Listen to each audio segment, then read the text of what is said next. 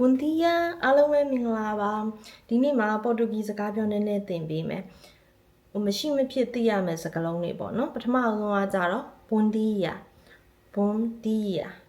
Bom dia Bom dia ဆိုတာကကြတော့ Bom ကကောင်းတော့ dia ကနနက်ခင်းကောင်းတော့နနက်ခင်းပါပေါ့နော်မနက်ခင်းတယောက်နဲ့တယောက်တွေ့တဲ့အချိန်ကြလို့ရှိရင်မင်္ဂလာနနက်ခင်းပါဆိုပြီးနှုတ်ဆက်တဲ့အချိန်ကြရင် Bom diaဒုတိယတစ်ခုကကြတော့နေကင်းရောက်သွားပြီနေကင်းရောက်သွားရင်မင်္ဂလာနေ့လည်ခင်းပါလို့နှုတ်ဆက်တဲ့အချိန်ကြရင်Boa tarde, boa tarde, boa tarde.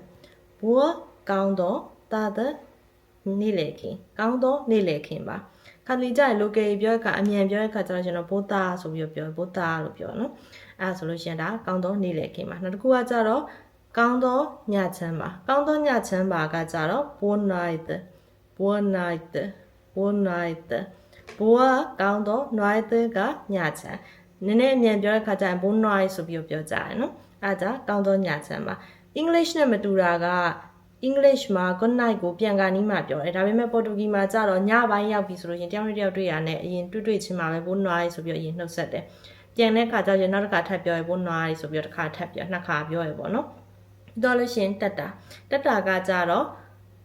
ဒီ